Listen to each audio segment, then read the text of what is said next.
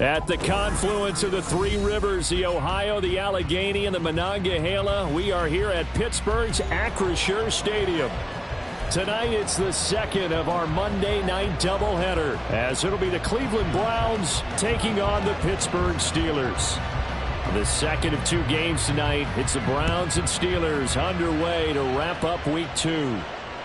And that one will bounce out of the back of the end zone, so we will start here at the 25.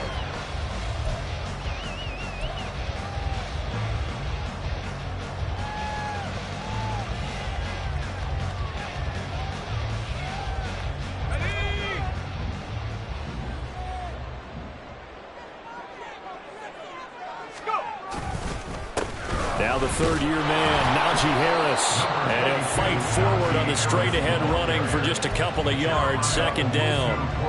We look at this Browns defense. They were very good in the victory a week ago over Cincinnati. And the big difference in the game, their ability to force turnovers. Multiple, in fact. Being able to take the ball away, give it back to their offense, the big difference in the game. It was impressive. Now the question, can they duplicate it? He'll get this to his tight end. That's Pat Freiermuth. And he's going to be wrangled down quickly after the catch up at the 45-yard line.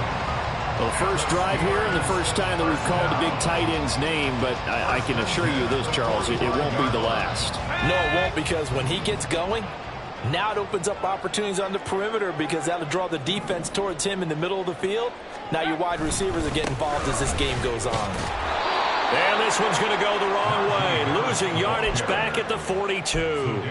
Credit Zadarius Smith, able to get through and make that tackle for a loss. I like the strategy. Extra tight ends, extra beef. They want to run the football, but that means they probably want to run it inside.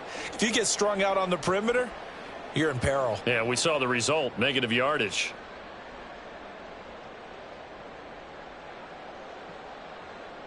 After the loss, they'll come up second and 13.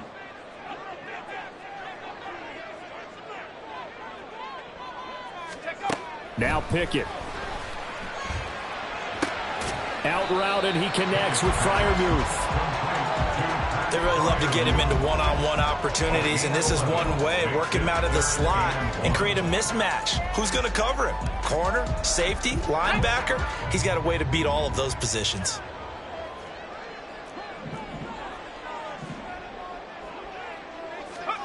Pickett on 3rd and 1. Able to find the open man. That's complete. And he'll go down inside the 45 before going out of bounds. 3 yards there, good enough to keep the drive moving. The Steelers at 1-0 on the year following the win in Week 1. And they've gotten a pretty good deal from the schedule makers as well. Home dates in Weeks 1 and 2. And I would believe that they would need to take advantage of that, partner, because as you can imagine, the road dates will pile up later this season. So this is a great opportunity for them to put some early distance on the rest of the division and create a little bit of a cushion for them for later in the year. A gain of 3 last play. This time they double it and pick up 6. Well, this defense for the Browns, terrific last week in the season-opening victory. And as in any game, takeaways are always a big key. They're always discussed on defense. There's an emphasis there, and they came away with 3 interceptions in that game.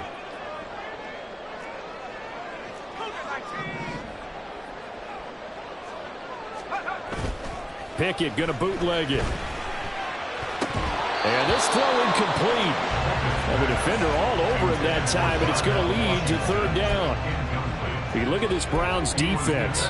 They were very good in the victory a week ago over Cincinnati. And the big thing for them was the interceptions. And you hear teams all the time talk about establishing themselves against the pass, no-fly zones and things of that nature.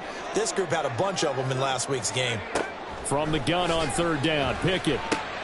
Looking for Johnson, and it's intercepted. Picked off by Anthony Walker. And they will finally get him down as he's all the way to the 36-yard line. CD, I know it's just his second year in the league as a quarterback, but that's going to be one when he flips on the tape. He's like, I shouldn't have thrown that ball. No doubt about it, and his coaching staff will be emphatic about he shouldn't have thrown that ball. But remember, second year, as you noted, on-the-job training, so he's got to take this feedback that he's getting, negative or otherwise, and turn it into positives moving forward.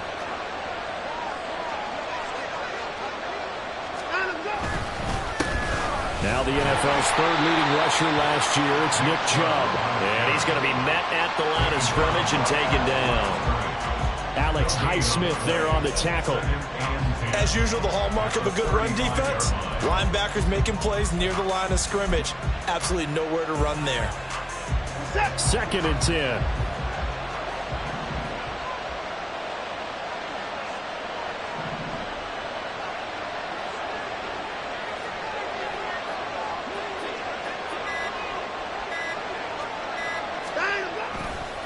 Chubb on the counter. And he works his way free all the way down to the outskirts of the red zone. A good play there as the Browns strike for 16 and a first down. He was solid last week, over 100 yards in their victory on the ground. They want to get that going again. Absolutely. What they also understand is that from week to week, it's not necessarily the same, but they want it to be, right? What they saw last week on the ground, they want to see in this game as well.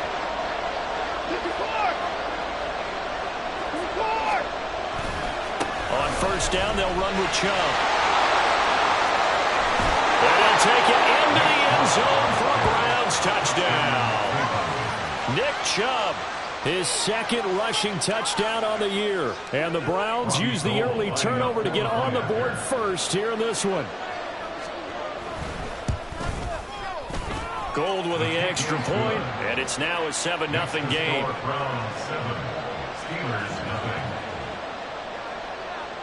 Set now to kick this one away, and off it goes.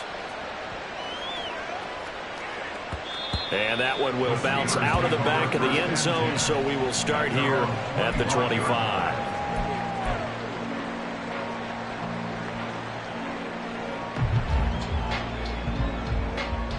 The Pittsburgh offense at the line to start their next drive. They threw an interception the first time they had the football, wound up leading to a touchdown the other way. How do you approach drive number 2? Going back to your game plan coming in, everyone has matchups that they like better than others. Where they think they have an advantage, dial up some of those plays. Try and go to those spots and get your offense moving. Maybe a good spot to take a shot. Here's 2nd and a yard from the 34. They'll try the right side with Harris. And he went nowhere. Well, he went backwards, back to the 33. He winds up giving a yard back there, and now it's 3rd and 2. Well, I would have figured after the 9-yard run on the previous play, getting one more yard wouldn't have been much of a problem. But apparently it was, and now it's 3rd down. They need 2. Here's 3rd down. Back to throw, Pickett. That is caught and brought down, but not before reaching the 45-yard line. 11 yards for number 11. So he turned to a trusted, familiar face in that 3rd down situation. It paid off. Yeah, you go to your veteran receiver in that spot, so you can't underestimate him when he's on the field defensively. Make sure you know where he is because he understands how to get open in key situations.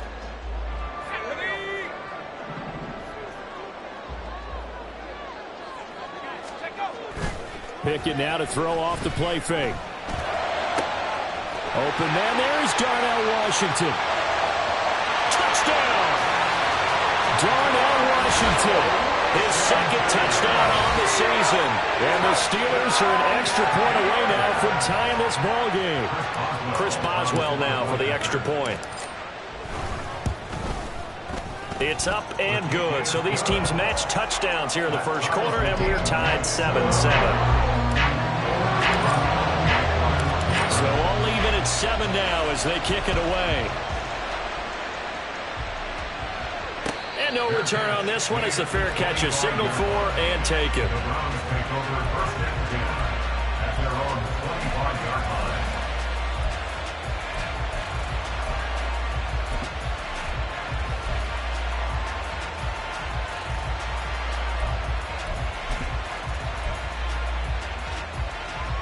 The Cleveland offense ready to go.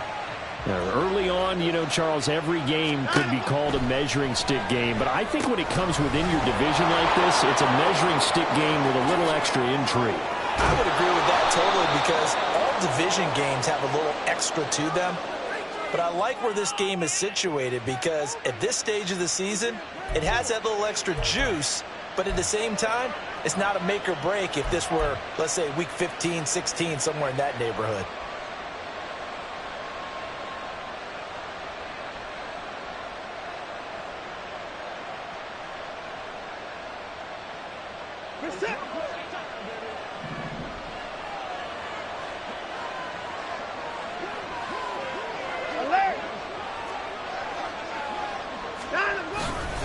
They go up the middle with Chubb.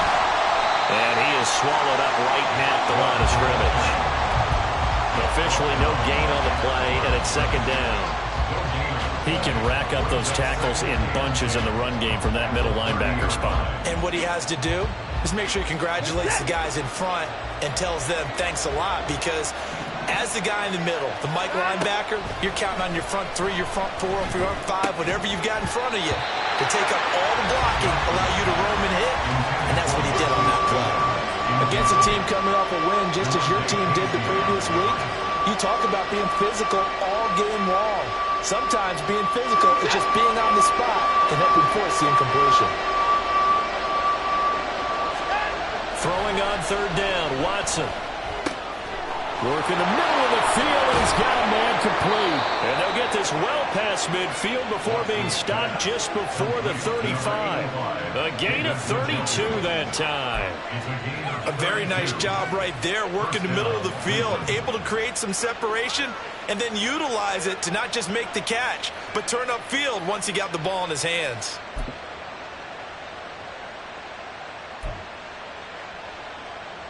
So how about that for a chain mover? They're all the way down inside the 40 now for 1st and 10. Watson off play action. And there is Amari Cooper, his first catch. And they'll wind up getting this one all the way down inside the 20. Chewing up big yardage. Another nice gain there. This one goes for 20. Well, I think when they look at their offense, they think to themselves, weapons, weapons everywhere, and they want to move the ball around. They want to spread it to different people, but you absolutely know they want to get this man involved as well, and that's what they just did on that play.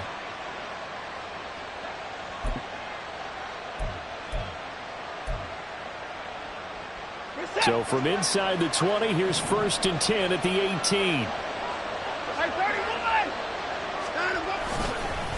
Up the middle, it's Chubb. And he is met in his tracks behind the line of scrimmage.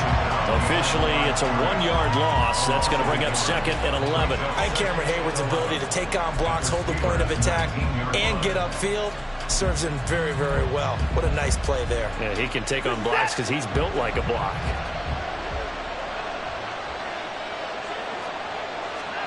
Now it's Watson. Oh, he rifles one, and that's going to be intercepted. Picked off by Cole Holcomb.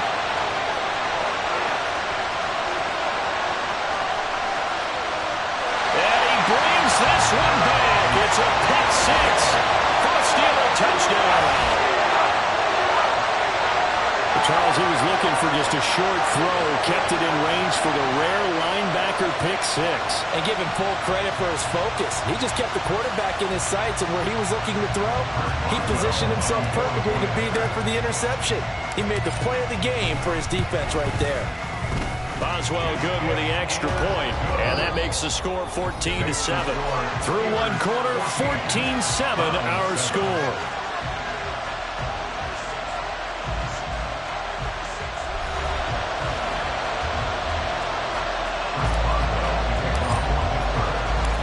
Boswell on now to kick this one away. And a fair catch signaled for and taken successfully.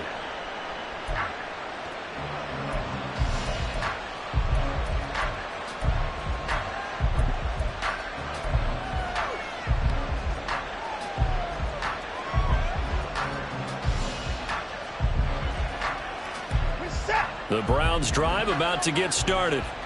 That 7-0 lead of theirs short-lived as they've now given up 2 straight touchdowns to fall behind by 7. Yeah, but no cause for discouragement here. Yeah, they've fallen behind, but haven't they proven that they can go down and score?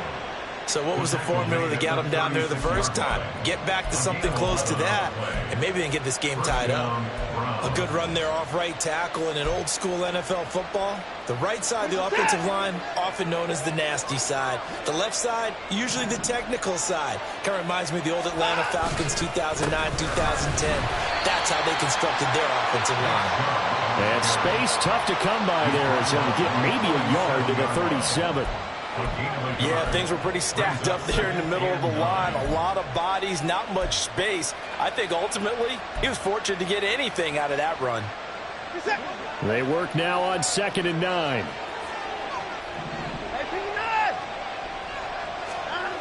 To throw is Watson. And he's got Cooper on the out route. That's complete. And able to get this one across the 45 before he's brought down. Watson hooking up with Cooper there for the Cleveland first.